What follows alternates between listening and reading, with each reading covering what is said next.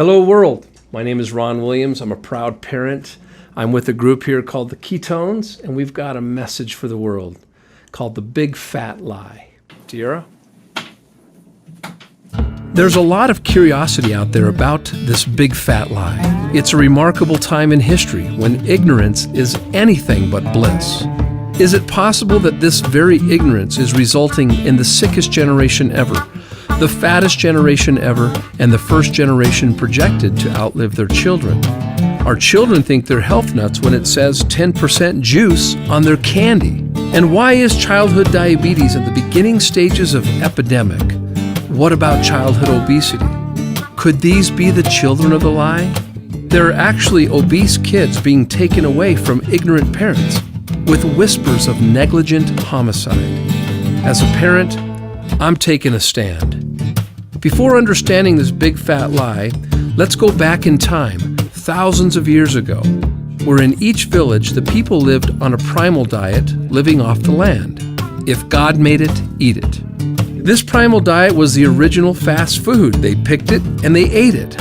Folk wisdom is very powerful, even intuitive. Are carrots actually good for the eyes? And how about walnuts in the brain? And why does a tomato look just like a heart? And oh yeah, primal wisdom included walking. Sounds like they had a ton of energy to me. Maybe their kind of ignorance was a blessing, while ours, a curse. This primal diet extends the benefits of ketosis beyond birth. Well, what is ketosis? It's where our energy came from burning fat before the man-made invention of packaged carbs we know today. Now, fast forward from that village to cold concrete, from ketosis to mictosis.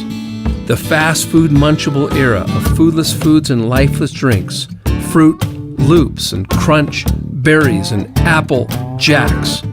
Suddenly the big fat lie is born. Man-made packaged addictive carbs bearing fat-free or sugar-free on their labels. Now, there are huge carboholics everywhere with addictive compulsive eating patterns, with addictive compulsive spending patterns for their next fix. Could it be that carboholic behavior was created in labs, perfecting the carboholic business model? Bet you can't just eat one? Maybe somebody in some lab somewhere has hedged their bets like a thief in the night, robbing you of your willpower, pocketbook, your health, wellness, even your divine being. Have we become human pawns or test subjects to the big fat lie, with big fat business models that prey upon the ignorance of the emerging shorter, fatter, and dumber population? We cannot create and sustain our dreams if we're stepping over our health to get there. Consider the effects on our self-worth, our love, and our intimacy, inherited by default to our children who are all but blindfolded by their innocence during this execution of this chemical warfare, a slow but spendy death, digging graves with our own knives and forks. This addiction dwarfs any drug, the dealing of preserved and packaged carbs that carry a shelf life that may outlive you, serving only as a preservative for a decomposing body. These packaged carbs convert to sugar and morph into fat. Ask any diabetic. The economics are astounding. These foods top the charts on the glycemic index. They are the big fat lie. Short bursts of energy, the crash, depression for some, looking for that next hit. Then pull out your wallet, fork out even more money, and actually pay for a heavier, lazier slave to this addictive cycle. When I think of it, maybe we're all children of the big fat lie. And it's our ignorance that supports the biggest and most lucrative healthcare system in history.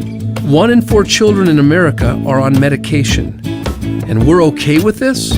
Isn't properly prescribed medicine the third leading cause of death, only after heart disease and cancer? Talk about friendly fire or target practice. This kind of practice they call healthcare, but I'll just say it, it's sick care, a booming business dependent on our ignorance. And oh yeah, practice? Interesting word choice. There are many great doctors and health practitioners who understand that health is our responsibility and that health is a habit, not an event. There used to be doctors on this planet that were only paid when we were healthy. Imagine that. We have to get real by acknowledging the big elephant in the waiting room, the patient. Before any practice, why don't we all play the game of health first? The results of our ignorance weighs in heavier than any body of people in the history of man, literally. From primal to carnal, from the village to concrete, ketosis to mictosis. Ignorance will give each other the benefit of the doubt. The big fat lie preyed upon our ignorance. But as of right now, ignorance is no longer an excuse. For me, for you, for our children, or anyone who hears this message, it's now on us. Let's take this lemon and make lemonade. Let's take this fat and make energy. Let's give our joints and organs a rest. Let's bring back all of our beauty and our self-worth. Everywhere you look, there are credible studies that educate us on ketones and general health, energy, cognitive function, and even more serious health concerns that include inflammation and obesity. And you thought these packaged drug-like carbs gave you energy? Fat produces 225% more energy. Maybe that explains why babies are born in ketosis. Tragically, the children of the lie forget as soon as they see that cartoon character's face on their first hit in this carbaholic culture. I am a carbaholic. My ignorance weighed in at 40 extra pounds. Who knows the price I've paid for my health by my own ignorance? Even the comfortable fashion that comes from comfortable foods. It was all buns and rolls for me. Hundreds of so-called diets have come and gone, trendy diets that steal life and energy from your future. The irony of this is that it is estimated that the money Americans spend annually on these trendy diets would feed the world's hungry for roughly 2 years. Your health is not a trend. It is as timeless as the sky is blue. Ketosis can bring us back to the village, allowing us to be decisive eaters and not compulsive eaters. So how come everyone isn't in ketosis? Well, they would if it were that easy. Getting into ketosis is hard in this new carbaholic battleground. It takes days of unrealistic perfection and pain. I've tried and failed many times. Wouldn't it be great if there was a scientific breakthrough that converted days of pain into only hours of energy and bliss? Ketosis. Well, there is. Ketonics. Come back to the village. Ketopia is the village. Let's turn ignorance into energy, love, quality, peace, success, beauty, and attraction, all hunger-free. Our bodies will perform miracles by the minute when we honor and edify its miraculous intelligence. All it needs are the proper raw materials. This raw material may be worth its weight in gold to you.